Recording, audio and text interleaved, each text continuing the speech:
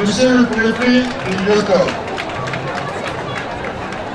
Monsieur le président de l'Union nationale des chefs traditionnels du Togo, Sa Majesté Ebetiaga Togbi Agokoli IV, Monsieur le chef supérieur de la ville de Lomé, Monsieur le président de l'association Ebeto, Monsieur le président de l'Union des chefs traditionnels du Lyoto, Monsieur le régent du trône de la chefferie traditionnelle de Kouvé, Mesdames et Messieurs les chefs traditionnels du Togo, honorables députés, autorités administratives et militaires, autorités religieuses et traditionnelles, Mesdames et Messieurs les journalistes, laborieuse population de Kouvé, honorables invités, Mesdames et Messieurs, permettez-moi, avant toute chose, de dire gloire à Dieu pour l'événement de ce jour. Seul le Tout-Puissant Créateur, c'est pourquoi il a voulu que ce soit moi, Messan, l'humble et discret petit-fils de Togbi Agokoli,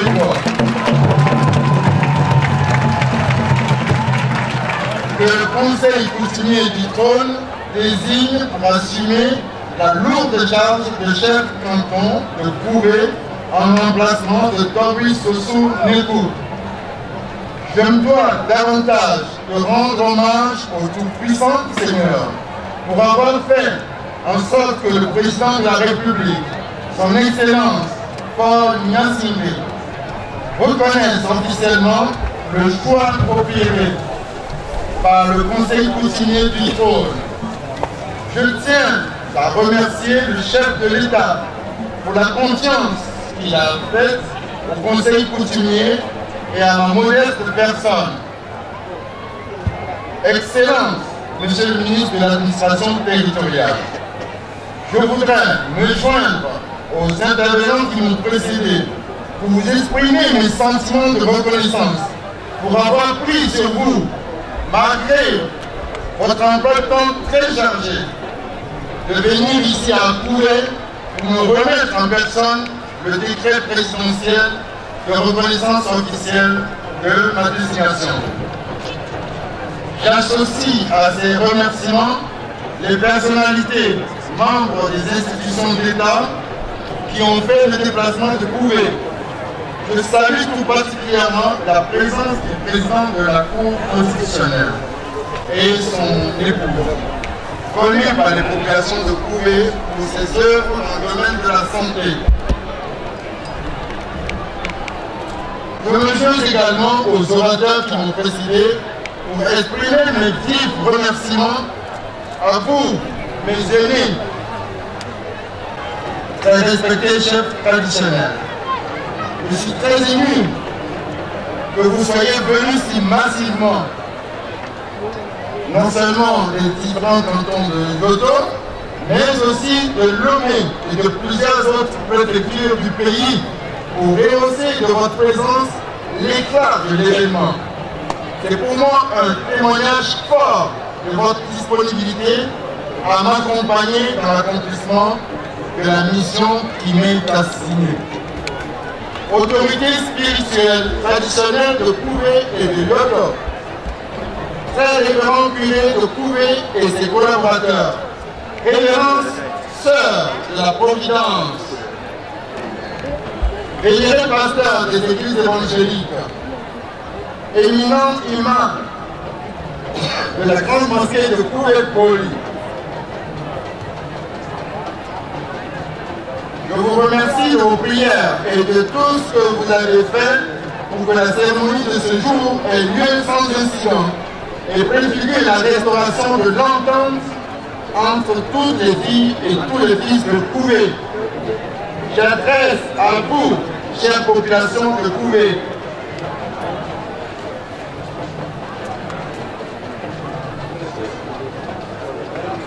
mes sincères remerciements pour avoir répondu si nombreuses aux invitations du comité d'organisation de la cérémonie.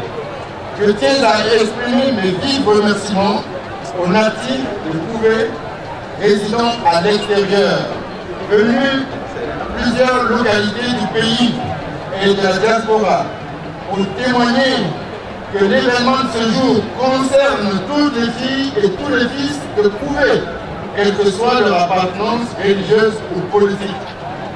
Très chère population de Couvé, je constate autour de moi que vous êtes là, massivement présentes, venant de tous les quartiers et de toutes les fermes du canton. Je vous en remercie. Je suis convaincu que si vous manifestez tant d'intérêt à la présente cérémonie, c'est à cause de l'espoir que vous nourrissez d'avoir de réponses aux multiples et lourds défis auxquels le canton est confronté. J'ai pleinement conscience de ces défis et je peux vous rassurer de ma détermination à œuvrer aux côtés des autorités nationales et préfectorales à la recherche de leurs solutions. Je sais qu'il est urgent que les natifs de Couvé retrouvent leur entente connue de tous et pour sa portée exemplaire. C'est un des volets prioritaires des tâches auxquelles j'entends m'atteler. Un chef traditionnel est un artisan de paix et non un instrument de division.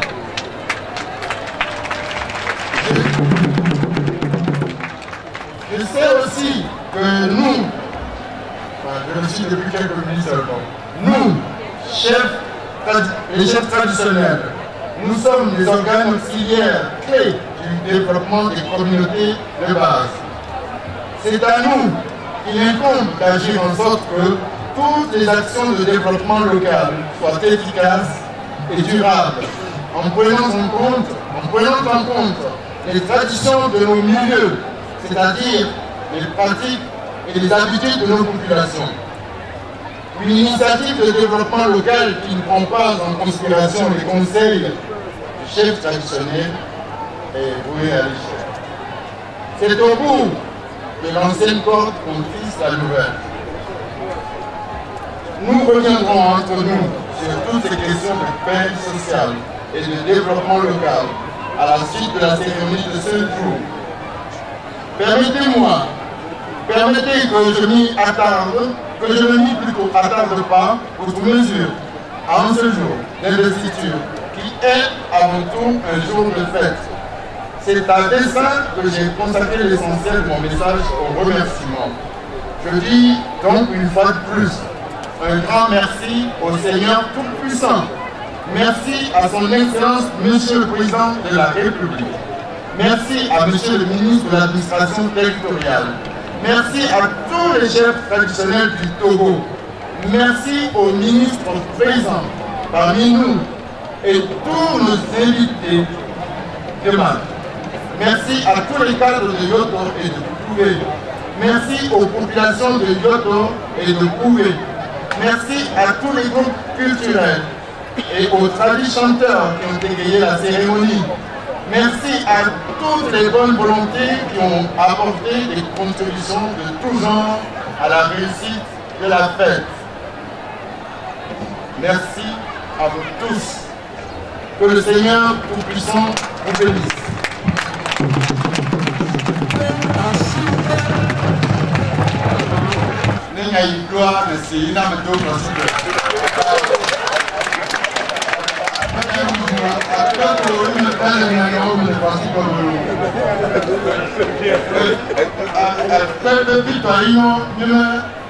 Président de la République, Paul Nassibé, ministre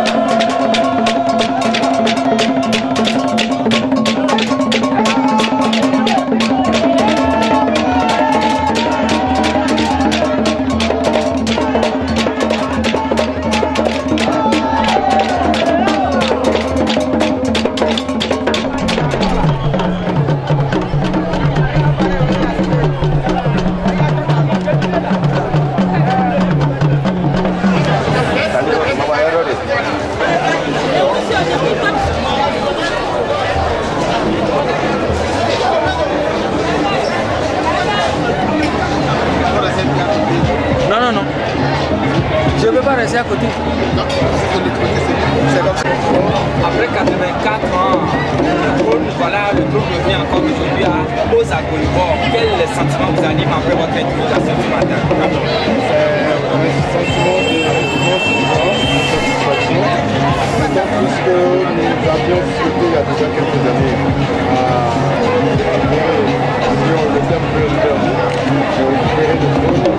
Vous êtes au courant des vicissitudes qu'il y a eu dans la bataille de cette récupération. Et donc de l'avoir retrouvé au bout de notre vie, c'est une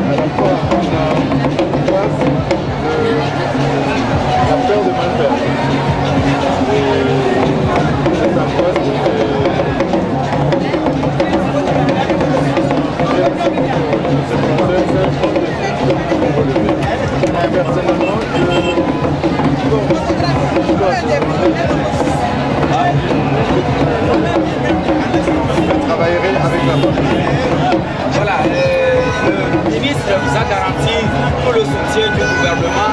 Alors, quels sont déjà vos projets à court, à moyen et à long terme pour votre canton? Les projets à court, moyen et long terme. Pas d'interlocuteur, non. C'est pas un gouvernement. Mais vous savez, la contribution des chefs traditionnels est à la fois symbolique, mais aussi parce que nous jouons sur deux terrains, le terrain moderne et le terrain traditionnel. Et moi, pour ma part, quand on voit le nombre de besoins, à remplir dans le village, les projets peuvent se monter dans tous les secteurs d'activité, à la fois sanitaire, alimentaire et économique. Personnellement, je trouve que dans ce cadre, l'offre de soins n'est pas suffisante. La sécurité alimentaire n'est pas garantie. On ne peut pas dire que tout le monde mange sa faim, tout le monde ne mange pas 3 fois par jour.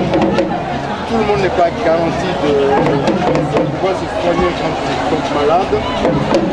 Et pour ce qui est du secteur économique, je crois que le taux de chômage doit avoisiner un taux supérieur à 50%. Il n'y a qu'à voir le nombre de sollicitations que ceux des frères et des grands frères qui ont un peu de revenus et ces 3 axes-là, économiques, sanitaires sont des axes de projet. Je prévois à moyen terme de faire en sorte que chaque quartier, nous avons 8 quartiers dans le village. Et quand on dit quartier, c'est à l'échelle de certains petits villages. Nous sommes une agglomération d'à peu près 54 000 personnes. Et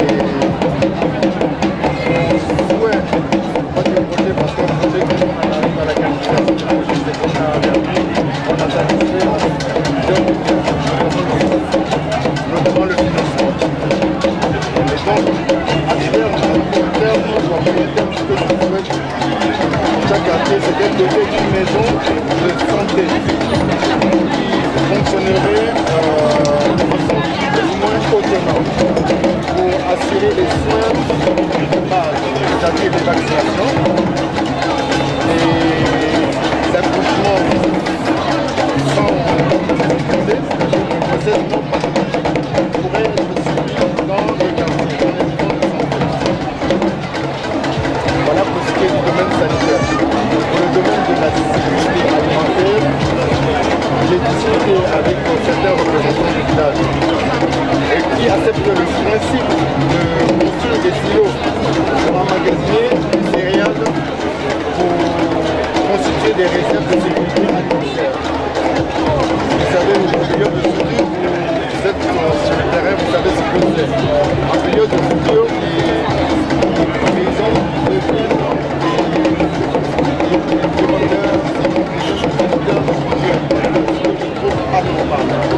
et donc cette constitution de stock de sécurité alimentaire devrait servir à remettre sur le marché en temps de soudure des produits qu'on aura stockés dans ces silos à grains. Et sur le plan de la sécurité, sur le plan économique, c'est de redynamiser l'activité agricole et pastorale. On voit le manque en matière de protéines. La viande, il n'est pas normal qu'elle constitue un produit de luxe pour la population. Et quand il y en a, quelle condition elle est. Moi je suis immobilier, je prends en compte la sécurité sanitaire, l'hygiène alimentaire.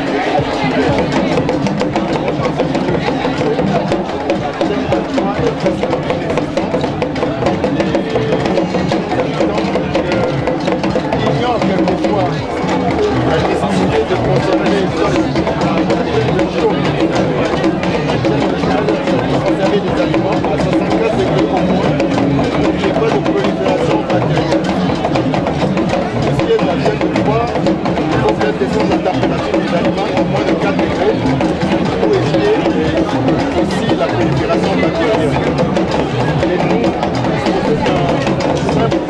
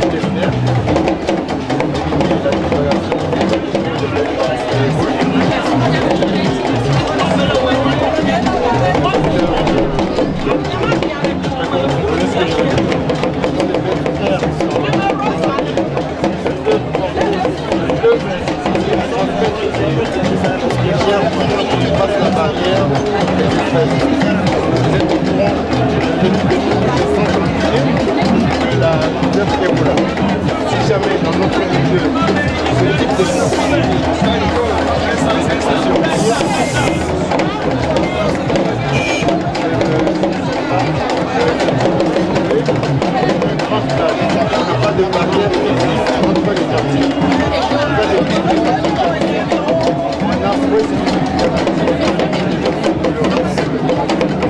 Donc, cela fait en symbiose avec les notables et les populations elles-mêmes. Absolument. Quand je dis doter les quartiers de maisons de santé, il s'agit de rendre les gens autonomes. Parce que nous sommes jumelés avec une ville française qui s'appelle JC, qui prend en charge l'approvisionnement en eau. Et cela se fait déjà. Les populations sont